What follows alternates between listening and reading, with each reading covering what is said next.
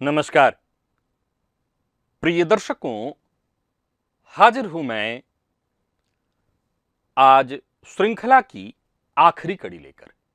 देवगुरु बृहस्पति के प्रभाव की चर्चा हम कर रहे हैं। यह चर्चा आज अपने अंतिम पड़ाव पर है।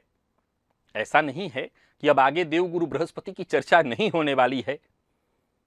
ज्योतिष के सिद्धांत को समझना है तो बिना देवगुरु बृहस्पति को समझे ज्योतिष के क्षेत्र में एक पग भी आगे नहीं बढ़ा जा सकता। लेकिन हां, ये जो त्रिदिवसीय श्रृंखला थी उसका ये आज आखिरी दिन है। देखा जाए तो पहले दिन 5 सूत्र, कल 5 और आज पुनः 5 सूत्र आपको मैं बताने जा रहा हूं। ये पूरे 15 सूत्र हो गए। वैसे तो मैं ऐसे 15 सूत्र राशिफल में एक ही दिन में बता देता हूं। प्रिय दर्शकों, ये 15 के 15 सूत्र बेहद खास हैं। ऐसा नहीं है कि मैं राशिफल में जो एक एक दिन में 15 सूत्र बता देता हूं वो खास नहीं हुआ करते, वो भी खास होते हैं। परंतु उन सूत्रों को विस्तार से, जैसे मैं इन सूत्रों को समझा रहा हूं, कभी नहीं समझाता। और इसी कमी को महसूस करते हुए मैंने ये त्रिदिवसीय श्रृंखला रखी ताकि इन सूत्रों को आपको मैं भली भांति समझा सकूं। मेरी राय है कि अगर आप उन दर्शकों में से नहीं हैं जो इन सूत्रों को नोट करते हैं तो आपको मैं यही सलाह दे सकता हूं, दूंगा कि आप इन सूत्रों को कहीं ना कहीं नोट अवश्य करिए। चलिए आज की चर्चा प्रारंभ करते हैं। खोलिए अपनी कुंडली और देखिए किस भाव में हैं आपके देवगुरु बृहस्पति।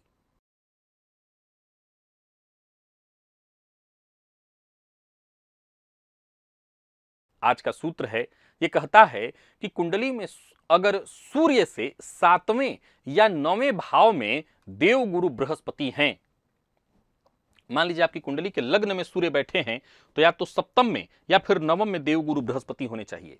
जन्म कुंडली के चतुर्थ में मान लीजिए देवगुरु बृहस्पति सूर्य बैठे हुए हैं, तो या तो फिर कुंडली के दसम में गुरु होने चाहिए या फिर 12वें भाव में।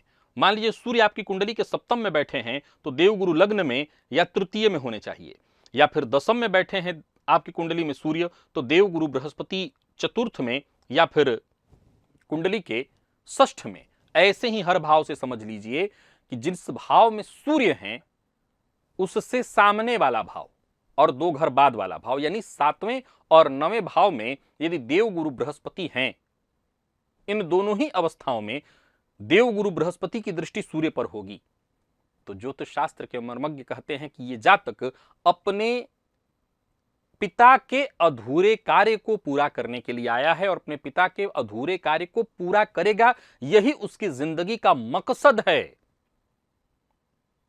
गुरु ज्ञान और सूर्य पिता, जब ये दोनों आमने सामने हो अथवा त्रिकोण का संबंध बने तो ये पिता की अधूरी ख्वाहिशों को पूरा कराने का काम करता है।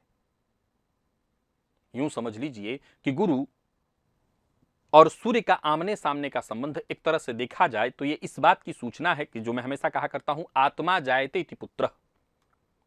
तो आप जिसकी आत्मा है उसके मन की कोई ख्वाहिश, उनकी जो इच्छा है वो गुरु के वरदान से पूरा कराने वाले हैं आप। और जिस दिन आप अपने पिता की ख्वाहिशें पूरी कर देंगे, समझ लीजिए उसी समय से समाज में आपका मान सम्मान सब बढ़ जाएगा। यूं समझ लीजिए कि इस स्थिति में आपकी कुंडली में सूर्य भी बलवान होंगे, गुरु भी आपकी कुंडली में बलवान होंगे। यह योग केवल, अब मान लिया जाए कि किसी घर में श्रवण कुमार ही हैं तो केवल पिता ही नहीं वरन कई बार तो ऐसा जातक अपने पीढ़ियों के कर्म भी पूरा करता है। पिता का नाम मिटने नहीं देता, उसे अपने रूप में, नए रूप में जिंदा रखता है। देवगुरु बृहस्पति अगर लग्न से 12वें अर्थात कुंडली के 12वें भाव में हो, जन्म कुंडली के 12वें भाव में देवगुरु बृहस्पति हो और चंद्रमा उससे छठे हो, तो चंद्रमा छठे कैसे होंगे? तो जहां देवगुरु बृहस्पति बैठे हैं वहां से आप अगर 6 भाव दे गिनेंगे तो कौन सा भाव आएगा? तो जन्म कुंडली का 5वां भाव आएगा। तो देवगुरु बृहस्पति कुंडली के 12वें में हो और चंद्रमा उससे छठे यानी कुंडली के 5वें भाव में हो, तो ऐसे जातक की जो, ध्यान से सुनिएगा, बड़ा कमाल का सूत्र है ये, ऐसे जातक का जो आंसू है वो किसी के कर्म को धो सकता है। नहीं समझे? ऐसे लोगों की प्रार्थना में, वैसे देवगुरु बृहस्पति के साथ ये षडाष्टक योग है, मैं इसको सकट योग कहता हूं, लेकिन इसमें एक और सिद्धांत है, वो जरा समझ लीजिए। इस सिद्धांत को मैं पूरी तरह समझा देता हूं। ऐसे जातक की प्रार्थना में इतनी एनर्जी होती है कि ऐसे लोग किसी के लिए प्रार्थना कर दें, किसी के लिए भगवान से प्रार्थना कर दें, तो भगवान को भी पसीजना पड़ता है। जन्म कुंडली का 12वां भाव त्याग का है, करुणा का है, चंद्रमा मन है। जन्म कुंडली का 5वां जो भाव है वो शिक्षा का है। जब मन त्याग से जुड़ता है तो इंसान के भीतर की जो एनर्जी है वो इस यूनिवर्स को इसकी दुआ, इसकी प्रार्थना सुनने के लिए बाध्य कर देती है। ऐसा जातक किसी के लिए दिल से दुखी हो जाए तो यूं समझ लीजिए जैसे उसके प्रारब्ध कट सकते हैं, उसकी कर्म शुद्धि हो जाएगी और इसकी जो प्रार्थना है, इसकी एनर्जी से सामने वाले का दुख कष्ट दूर हो जाएगा। ऐसा जातक दिल से किसी को आशीर्वाद दे दे, किसी को दिल से कह दे कि अच्छा घबराओ मत, सब ठीक हो जाएगा, तो उसकी ये एनर्जी हीलिंग का काम करती है। सामने वाले की परेशानियां देखते ही देखते दूर हो जाएंगी। आजमा लीजिएगा। जन्म कुंडली में यदि देव गुरु बृहस्पति तृक भाव, अर्थात जन्म कुंडली का जो तृक भाव है 6, 8, 12, ये तृक भाव कहलाता है। तृक भाव के मालिक होकर के, यानी छठे के मालिक अथवा 8वें के अथवा 12वें के मालिक होकर के लग्न में बैठे हों, तो एक बात तय जान लीजिए, ऐसा जातक हर बार गिर करके भी फिर से उठ जाता है। ऐसा जातक हर बार गिर करके भी फिर से उठ जाता है। जन्म कुंडली का 6, 8, 12 भाव संघर्ष से जुड़ा हुआ है, रुकावट से जुड़ा हुआ है, और देव गुरु बृहस्पति इसके स्वामी बनकर के यदि लग्न से संबंध बना लें तो जातक के संघर्ष में इतनी ताकत आ जाती है कि वो चाहे कितने भी बड़े झांझावात में क्यों न फंस जाए, कितने भी मुश्किल हालात में क्यों न फंस जाए, हर बार वो मजबूत होकर के उठता है। संघर्ष के साथ वो धैर्य के साथ वो संघर्ष करता है, और इसी संघर्ष का परिणाम निकल करके आता है कि ऐसा जातक चाहे किसी भी तरह की परेशानी से, चाहे वो बीमारी हो, रोग रिपु ऋण हो, तमाम तरह की परेशानी, कोर्ट कचहरी इत्यादि, अंततोगत्वा जीतता ही जीतता है। देवगुरु बृहस्पति उसको कभी हारने नहीं देते हैं। देवगुरु बृहस्पति यदि कुंडली में कुंडली के 9वें घर को देखें, जन्म कुंडली के 9वें भाव को देखें, अथवा जन्म कुंडली में देवगुरु बृहस्पति किसी भी भाव में बैठकर कुंडली के 4th भाव को देखें, तो किसी भी भाव से तो नहीं देख सकते कि यहां से देखेंगे, एक यहां से देखेंगे, एक यहां से, जन्म कुंडली के 4th भाव को देख सकते हैं, अथवा कुंडली के 9वें भाव को लग्न से देख सकते हैं, पंचम से देख सकते हैं, और लग्न से देख सकते हैं, पंचम से देख सकते हैं, तृतीय से देख सकते हैं। तो जन्म कुंडली के इन्हीं भावों में अगर आपकी कुंडली में देव गुरु बृहस्पति बैठे हैं और देव गुरु बृहस्पति की दृष्टि या तो 4th भाव पर पड़ रही है या कुंडली के 9वें भाव पर, तो ज्योतिष शास्त्र के मर्मज्ञ कहते हैं कि ऐसे इंसान का जो घर है वो तीर्थ बन जाता है।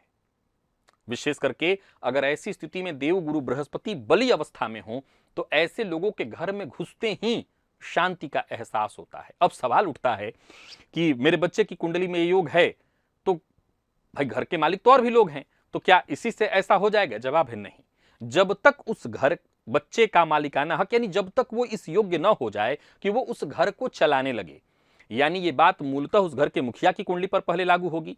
अब घर में मान लीजिए कि सबकी कुंडली में ऐसा योग हो जाए तो जरूरी नहीं है, लेकिन अगर है, मान लीजिए घर के 2 सदस्यों की कुंडली में ऐसा योग आ गया, तो निसंदेह आपका घर जो है अपने आप में तीर्थ क्षेत्र है।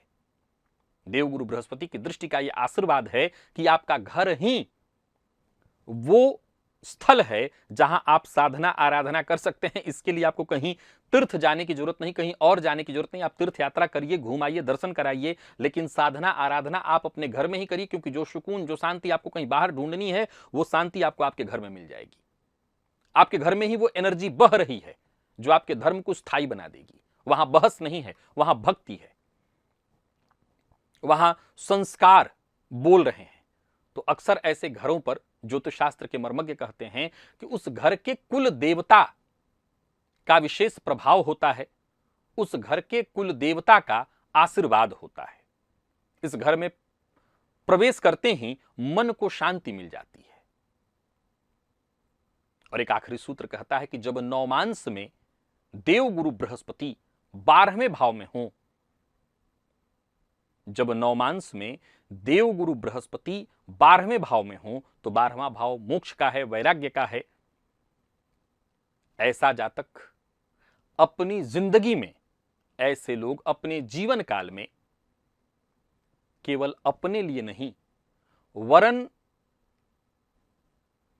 आने वाली पीढ़ियों के लिए कुछ न कुछ कर जाते हैं, कुछ न कुछ छोड़ जाते हैं। ज्योतिष शास्त्र के मर्मज्ञ इस सूत्र को बड़ी जबरदस्त तरीके से बताते हैं। वो कहते हैं कि जन्म कुंडली के नवमांस में देवगुरु बृहस्पति यदि कुंडली के 12वें भाव में हो, तो ऐसे जातक की जो आयु है वो मरने के बाद शुरू होती है।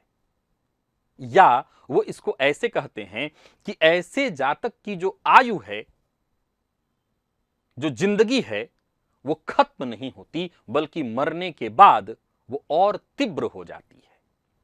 जैसे शंकराचार्य, जैसे विवेकानंद, जैसे रामकृष्ण परमहंस। कहने का तात्पर्य, ऐसे लोगों का ज्ञान, ऐसे लोगों की साधना, ऐसे लोगों का कर्म मृत्यु के पश्चात उनको अमर बना देता है। यानी जो कार्य वो जीते जी करते हैं, मृत्यु के पश्चात उनके वही कर्म उन्हें अमर बना देते हैं। प्रिय दर्शकों, जन्म कुंडली में नवमांस के बारे में आप जानते हैं। नवमांस कुंडली का सब कुछ है, मूल है, सर्वे सर्वा है। और नवमांस के 12वें भाव में देवगुरु बृहस्पति अगर बलवान अवस्था में हो, पीड़ित न हो, तो ऐसी स्थिति में जातक जो भी कर्म करेगा, जो भी कृत्य करेगा, उस कृत्य का प्रभाव, सीधी सी बात है, उसको अमर बना देने वाला है। बस आज इतने ही 5 सूत्र थे। कुल मिलाकर के 15 सूत्र मैंने आपको बताए। अब मैं बताना चाहता हूं आखिर में कुछ बातें जिसे आपको समझ लेने की आवश्यकता है। इसमें से ज्यादातर सूत्र ऐसे हैं जिसमें मैंने एक बार भी कहीं नहीं कहा कि देवगुरु बृहस्पति पर पापग्रह की दृष्टि न हो, देवगुरु बृहस्पति पीड़ित न हो, देवगुरु बृहस्पति बलवान हो। आखिरी दिन, अगर आप तीनों दिन का कार्यक्रम सुने हुए हैं, तो आखिरी दिन अब जो मैं कहना चाहता हूं उसे ध्यान से सुनिए। इन सूत्रों को केवल अपनी कुंडली में आपने मिला लिया, जरूरी नहीं है। अब मेरी ही कुंडली में सारे सूत्र तो नहीं मिल रहे हैं, तो इसका मतलब नहीं है मैं कार्यक्रम कर रहा हूं, पर समझिए ये सूत्र अपने आप में बेहद खास है। प्रिय दर्शकों, मान लीजिए आखिरी सूत्र मैंने क्या कहा कि नवमांस में देवगुरु बृहस्पति 12वें भाव में बहुत से लोगों के होंगे, बहुत से लोगों के होंगे। तो क्या सब विवेकानंद बन जाएंगे? क्या सब रामकृष्ण परमहंस बन जाएंगे? क्या सब ऐसा ही कार्य करके जाएंगे जिससे जिन्हें मरने के बाद भी ये समाज, ये दुनिया याद रखेगी? तो जवाब है ना। तो फिर ये सूत्र गलत हुआ। जवाब है ना, ये सूत्र भी गलत नहीं है। फिर अब निर्भर करता है, ये निर्भर करता है कि आपकी कुंडली में देवगुरु की स्थिति है कैसी। अगर बली है तो हां, बिल्कुल आपको याद करेंगे, आप ऐसे कोई ना कोई कृत्य करेंगे जिससे दुनिया याद रखेगी आपको। अब यहां फिर से मैं समझाना चाहता हूं कि विवेकानंद, शंकराचार्य, ऐसे जो लोग हैं, वो निसंदेह केवल एक जन्म के प्रारब्ध के साथ आए थे और एक जन्म के प्रारब्ध के साथ ही वो कर गए, ऐसा नहीं है। वो इतने कम समय में इतना कुछ कर गए, इसका सीधा सा मतलब है कि वो पूर्व से काफी पहले से तैयार होकर के बैठे थे। वो इतने समय के लिए आए थे और इतने समय में वो अपने जीवन को, जैसे हमारी जिंदगी की अगर हम बात करें तो हम अपने जीवन को क्वांटिटी में जी रहे हैं, वो क्वालिटी में जीने के लिए आए थे। क्वालिटी में जी और जी करके उन्होंने उसको पूरा कर लिया। लेकिन हाँ, कुंडली में अगर ये योग है तो उसका प्रभाव कमोबेश आपको मिलेगा अवश्य। और अगर आप सचमुच ऐसे कार्य कर रहे हो जिससे लोग आपको याद रख सकें, इसमें कोई दो मत नहीं है कि ये दुनिया, ये समाज आपको याद अवश्य रखेगा। आशा करता हूं ये 15 के 15 सूत्र आप नोट करके रखेंगे, याद रखेंगे। और मुझे इजाजत दीजिए, पुनः मुलाकात होगी आने वाले दिनों में। और भी ऐसे सूत्र हैं जिस पर चर्चाएं हमारी होती रहेंगी। तब तक के लिए नमस्कार।